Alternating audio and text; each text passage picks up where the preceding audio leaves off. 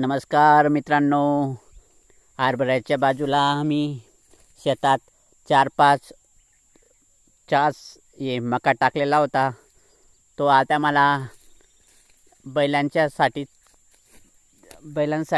चारा झालेला आहे। आता आपण चारा नियोजनासाठी शेताच्या बाजूला शेतामध्ये 4-5 वखर आपण हे टाकू शकतात, चारा टाकू शकतात।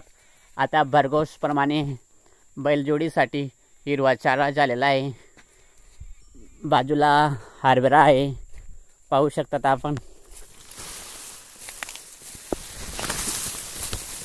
इथे हरभरा लावलेला आहे आणि चारा नियोजनासाठी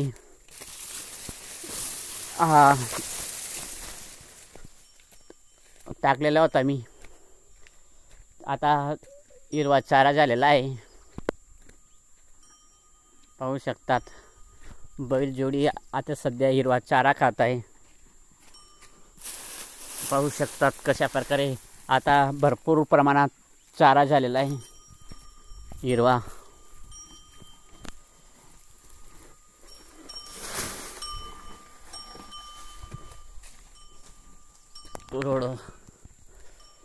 अशा प्रकारे आपण ही चारा टाकू शकतात शेतात। आणि चारा देताना जास्त हिरवाही नाही आणि जास्ती कोरडाही नाही, सम प्रमाणात चारा टाकावे। कारण ढोरांसाठी जास्त हिरवं टाकल्यामुळे त्यांना शेण पातळ येतं आणि त्यासाठी सम प्रमाणात हिरवा कोरडा असं सम प्रमाणात चारा टाकावा। बाजूलाच एक वेळा कोरडा चारा टाकावा। त्यासाठी या मकाची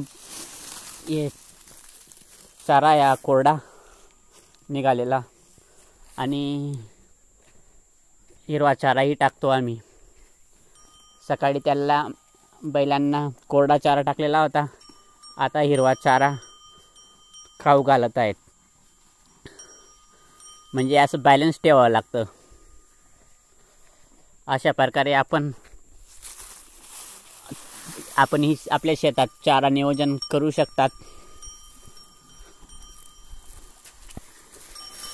कसा वाटला मित्रांनो आपला चारा वगैरे आपण कळवू शकतात। आपले प्रतिक्रिया कमेंटमध्ये सांगू शकतात, सबस्क्राईब करू शकतात चॅनलला वगैरे वगैरे।